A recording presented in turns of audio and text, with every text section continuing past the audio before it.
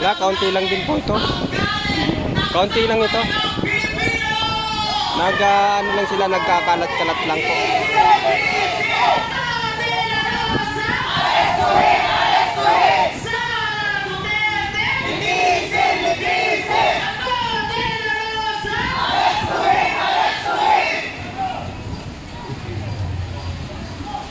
Kung maaari lang po, yung mga halilang po ng media, kung maaari lang pagbigyan mo na rin ang buwak ng mga leaders na forward po ng content po sa ating stage.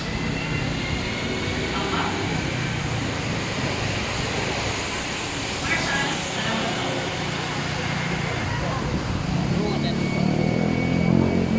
So dito tayo guys.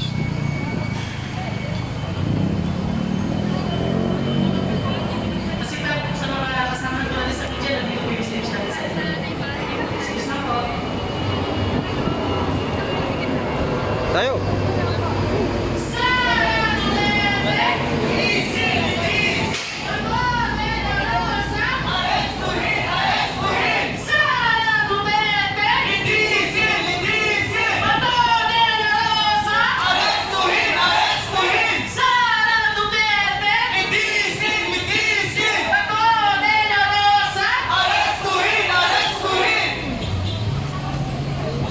Marshals, pahawi lang po muna ng mga tao dito sa harap sa stage natin. Maraming salamat po.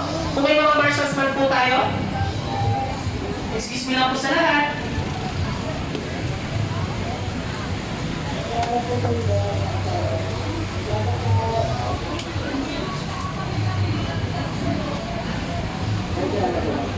Makikisuyo na po sa ating media. Pasuyo na po. Yan, maraming salamat po. Hindi po nakikita.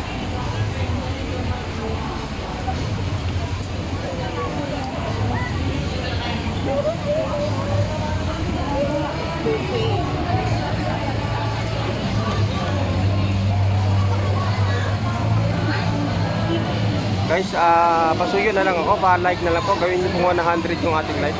Please. Kwentuhan na lang nagyayabang ako. Mga kababayan, ang dami pong nangyari. Simula po talaga ng linggong ito. At alam ko po na hindi po natin gusto ang mga nangyayari. At ito po ay lumalabag sa konstitusyon na ating ipinaglalaban na binuo para sa bayan ito. Tama ba kasama? Tama, tama. At syempre, noong Lunes pa lang ramdam na natin ang galit ng bawat sambayan ng Pilipino. At sa pangalawang pagkakataon, i-impeach si Sara Duterte ng Kongreso! Kaya, Sara Duterte! CPPC! Bato de la Rosa! Arestuhin! Arestuhin! Sara Duterte! Bitin! Bitin! Bato de la Rosa! Arestuhin! Arestuhin! Ipakita natin ang patuloy na galit ng sambayan ng Pilipino upang panagutin ang mga kurap na opisyal ng ating gobyerno. Ito na ang pagkakataon upang pakinggan ang taong bayan, upang pakinggan ang bawat isang Pilipino. Kaya ngayong hapon ito, inaanyayahan po namin na magbigay ng isang mensahe na magmumula sa presidente ng Akbayan Party, si Miss Rafaela David. Palakpakan po natin.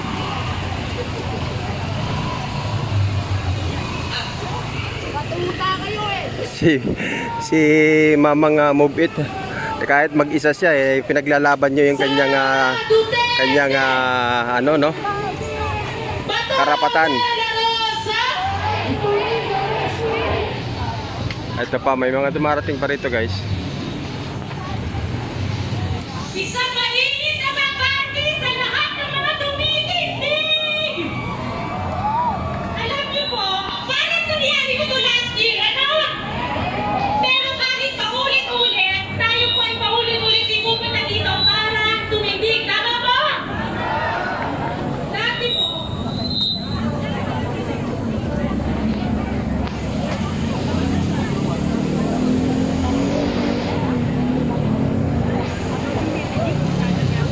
okay, take ko to kasi